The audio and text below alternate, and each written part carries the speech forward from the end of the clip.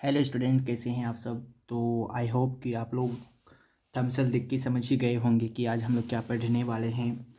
तो आज हम लोग पढ़ने वाले हैं संस्कृत ग्रामर उपहार संस्कृत भाषा भाषण, जो एनसीईआरटी पैटर्न का है। ठीक है, आज हम लोग इस किताब को पढ़ेंगे। इस किताब में हम लोग चैप्टर पढ़ेंगे वर्ण विचार के बारे में। ठीक है, ये है वर्ण और इसके बारे में हम लोग पढ़ेंगे आज। ठीक है, तो आप लोग मेरे साथ बने रहिए और आप लोगों को एक इसी वीडियो में पूरा कंप्लीट हम वर्ण टॉपिक करा देंगे।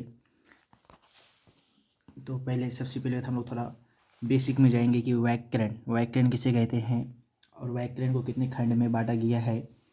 तो आप लोग मेरे साथ बने रहिए। तो इसका आंसर लिखेंगे।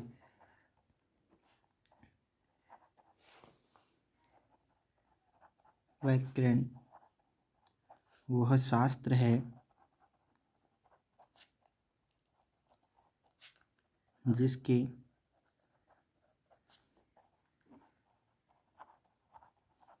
अध्ययन से भाषा की मूल प्रकृति, बनावट एवं शुद्ध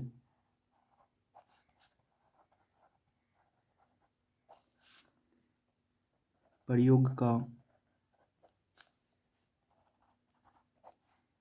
समुचित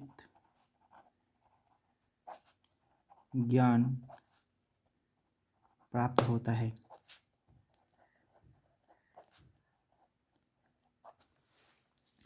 तो व्याकरण किसे कहते हैं? व्याकरण वह शास्त्र है जिसके अध्ययन से भाषा की मूल प्रकृति, बनावट एवं शुद्ध प्रयोग का समुचित ज्ञान प्राप्त होता है।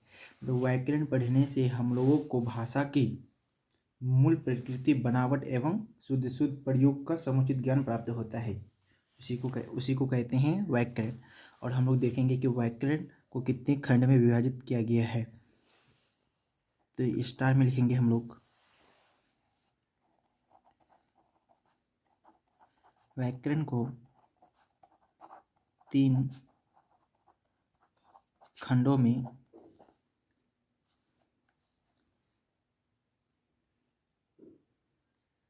बांटा गया है।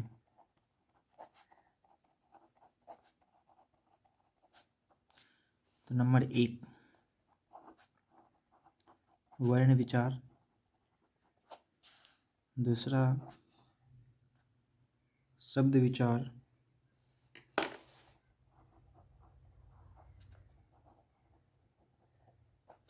और तीसरा वाक्य विचार। तो आज हम लोग पढ़ने वाले हैं वर्ण विचार के बारे में।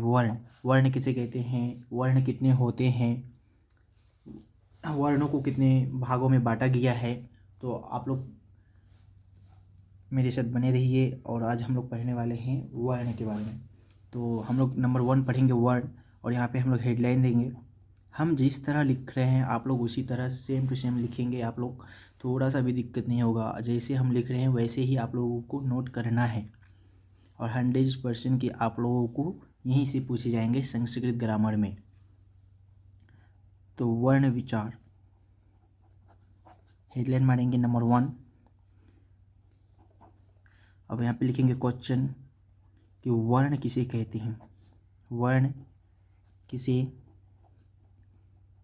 कहते हैं, ठीक है। तो वर्ण का परिभाषा लिखेंगे हम लोग। वर्ण उस मूल ध्वनि को कहते हैं जिसका खंड या टुकड़ा ना किया जा सके, जैसे कोहलंत, खोहलंत, गोहलंत, ओ आ, हर्षी दीर्घई आदि। ठीक है। अगर हम लोग थोड़ा बैक जाए तो समझने के लिए, तो आप लोग यहाँ पे देख सकते हैं कि ये जो को है ये एक वर्ण है, वर्ण, और इसको हम लोग खंड कर सकते हैं। ये जो को बना है तो ये को हलंत जोड़ ओ से बना है, और ये एक को जो है व्यंजन वर्ण है, व्यंजन वर्ण, ठीक है। और जितने सारे व्यंजन वर्ण हैं, जितने सारे व्यंजन वर्ण हैं वे सबके सब स्वर वर्ण की सहायता से मिलके बने हैं, ठीक है। तो मान लीजिए को चो जो बना है तो चो हलंत जोड़ ओ से बना है, उसी तरह टो जो बना है तो टो हलंत जोड़ ओ से बना है, ठीक है। तो आगे हम लोग देखेंगे फिर कि वर्ण को और एक नाम से हम लोग जानते हैं। तो स्टार में हम लोग लिखेंगे कि वर्ण को अक्षर भी कहा जाता है, ठीक है। इसके बाद स्टार में लिखेंगे फिर वर्ण के दो भेद होते हैं। तो नंबर 1 स्वर वर्ण, नंबर 2 व्यंजन वर्ण, ठीक है। तो हम लोग पहले पढ़ेंगे यहाँ पे स्वर वर्ण के बारे में कि स्वर वर्ण किसे कहते हैं, स्वर वर्ण कितने होते हैं, ठीक है। और हर एक स्वर वर्ण को कौन कौन सा नाम दिया गया है, इसको कितने भागों में बांटा गया है। तो यहाँ पे पहले हम लोग हेडलाइन मारेंगे कि स्वर वर्ण, ठीक है। तो यहाँ पे लिखेंगे स्वर वर्ण क्वेश्चन, स्वर वर्ण किसे कहते हैं।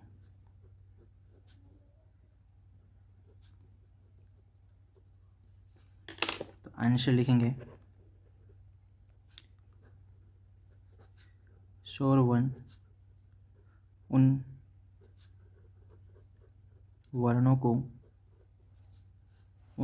को कहते हैं जिनका उच्चारण स्वतः होता है, ठीक है। जैसे ओ, आ, हर्षई, दीर्घई, हर्षो, दीर्घो, ठीक है, आदि। और इसके बारे में हम लोग अगर समझें तो आप लोग को हम समझाएंगे थोड़ा पीछे जाके। तो यहाँ पे देख सकते हैं कि जितने सारे व्यंजन वर्ण हैं वो इस स्वर वर्ण की सहायता से मिलके बने हैं। लेकिन जो स्वर वर्ण हैं वे इनका जो उच्चारण होता है, स्वर वर्ण जो है ये स्वतः इसका उच्चारण होता है, ये किसी दूसरे वर्ण की सहायता से मिलके नहीं बने होते हैं, ठीक है। ये व्यंजन वर्ण की सहायता से मिलके नहीं बने होते हैं। स्वर वर्ण का उच्चारण स्वतः होता है, स्वतः खुद स्वयं होता है। तो अब स्टार में हम लोग लिखेंगे कि स्वर वर्ण कितने होते हैं। तो स्टार में लिखेंगे कि संस्कृत में स्वर वर्णों की संख्या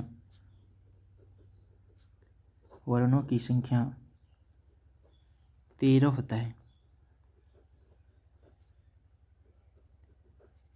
तो लिखेंगे ओ, आ, हर्षई, दीर्घई, हर्षो, दीर्घो, री, उसके बाद एक ली ऐसे ही होता है, उसके बाद ए,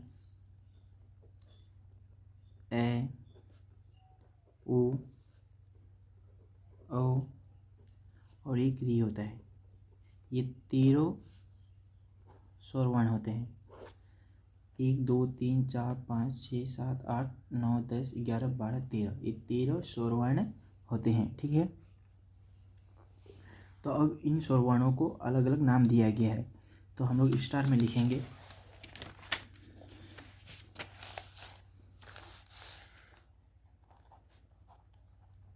स्वर वर्ण स्वर वर्ण के कितने भेद होते हैं लिखेंगे। स्वर वर्ण की कितने, स्टार में शॉर्ट में लिखेंगे हम लोग कि स्वर वर्ण के 3 भेद होते हैं तो नंबर 1 ह्रस्व स्वर जिसको हम लोग बोलते हैं मूल स्वर भी, मूल स्वर। और दूसरा होता है दीर्घ स्वर, और तीसरा होता है प्लुप्त स्वर। ठीक है, तो अब हम लोग स्टार में लिखेंगे कि ह्रस्व स्वर यानी मूल स्वर, वर्णों की संख्या 5 होता है। तो कौन कौन होता है? एक ओ, एक ओ, हर्षई, हर्षो, एक री और एक ली, ऐसे ये 5 ह्रस्व स्वर होते हैं। उसकी दूसरा स्टार लिखेंगे हम लोग, कि दीर्घ स्वर वर्णों की संख्या 8 होता है संस्कृत ग्रामर में। ठीक है, दीर्घ स्वर वर्णों की संख्या कितना होता है? 8 होता है। कौन कौन? तो आ, दीर्घई, दुर्घो, री, ऐसे, कोमा, ए, ओ, औ। ठीक है, ये जो होते हैं 8 क्या होते हैं? दीर्घ स्वर होते हैं। उसके बाद ये प्लुप्त स्वर वर्ण नहीं होते हैं। प्लुप्त स्वर का प्रयोग वैदिक ऋषियों या संगीतों में पाया जाता था। जोरदार संबोधन या चिल्लाहट में इसका प्रयोग माना जाता है। इसमें 3 मात्राएं होती है। प्लुप्त स्वर में 3 मात्राएं होती है और इससे संकेतित करने के लिए उसके आगे ऐसे 3 के जैसे ऐसे दिया जाता था। ठीक है, तो उससे कोई लेना देना नहीं, हम लोग को प्लुप्त स्वर से कोई लेना देना नहीं है। ठीक है, आगे हम लोग स्टार में लिखेंगे कि अब नंबर 2 स्टार नहीं, हम लोग का स्टार यहाँ तक स्वर वर्ण का कंप्लीट हुआ। उसके बाद हम लोग 2 नंबर में जाएंगे क्या कि व्यंजन वर्ण। हम लोग को क्या पढ़ना है? स्वर वर्ण पढ़ लिया, व्यंजन वर्ण के बारे में हम लोग को पढ़ना है, तो व्यंजन वर्ण पढ़ेंगे। ठीक है, तो हम लोग को हेडलाइन मारना पड़ेगा व्यंजन वर्ण।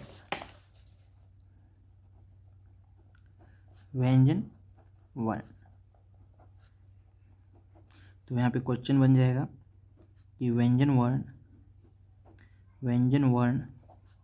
किसे कहते हैं? ठीक है, तो इसका आंसर लिखेंगे हम लोग। व्यंजन वर्ण उन वर्णों को कहते हैं जिनका उच्चारण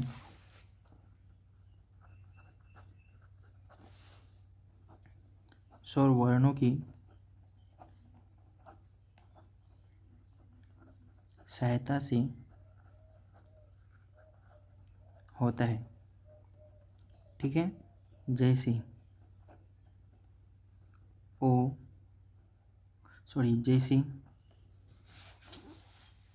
क, ख, कौलंत, खोलंत, गोहलंत, चौहलंत, छोहलंत आदि, ये सब की सब क्या है? व्यंजन वर्ण है।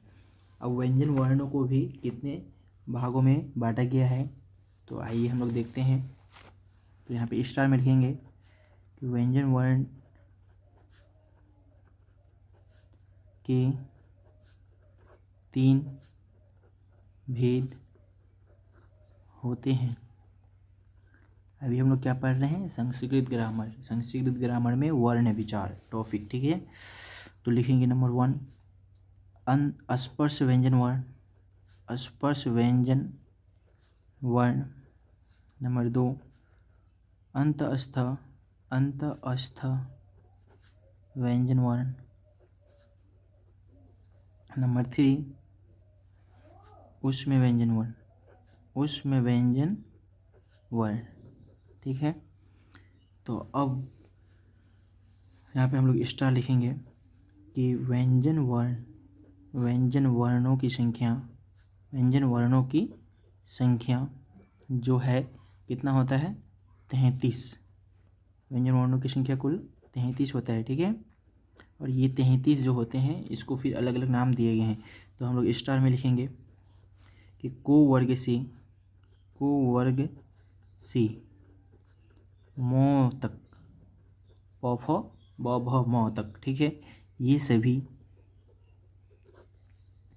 स्पर्श व्यंजन वर्ण हैं और इनकी संख्या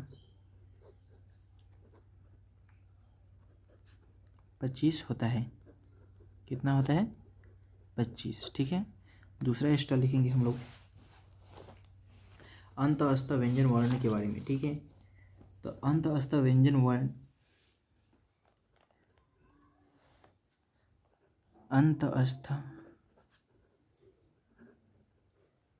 वर्ण यो रो लो ओ। ठीक है, ये 4 होते हैं। ये सभी लिखेंगे, ये सभी अंतस्थ व्यंजन वर्ण यो रो लो ओ होते हैं, ये सभी नहीं होते हैं। ठीक है, होता है। ठीक है, और इनकी संख्या 4 है। इनकी संख्या 4 होता है। ठीक है, स्पर्श अंतस्थ व्यंजन वर्ण कौन कौन होते हैं कि यो रो लो ओ, और इनकी संख्या कितना है तो 4 होता है। ठीक है, उसी तरह फिर हम लोग ऊष्म व्यंजन वर्ण के बारे में जानेंगे। तो लिखेंगे स्टार में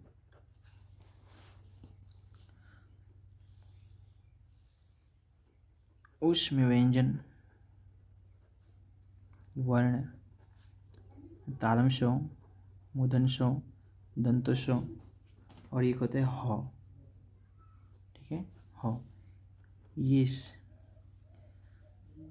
होता है उसमें व्यंजन वर्ण तालमशो मूर्धन्यशो दंतशो ह होता है। इनकी संख्या 4 होती है।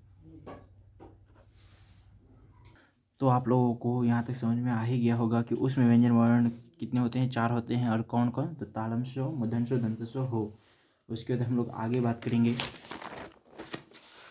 तो यहाँ पे हम लोग फिर स्टार में लिखेंगे कि संयुक्त व्यंजन वर्णों की संख्या 4। कौन कौन, तो होता है अक्ष, तड़, ज्ञ और षड़ होता है। संयुक्त व्यंजन वर्ण कितने होते हैं 4। अक्ष, तड़, ज्ञ और षड़, ये 4 संयुक्त व्यंजन वर्ण होते हैं। उसी प्रकार संयुक्त स्वर वर्णों की संख्या 4। कौन कौन, ए ओ औ होता है। ठीक है,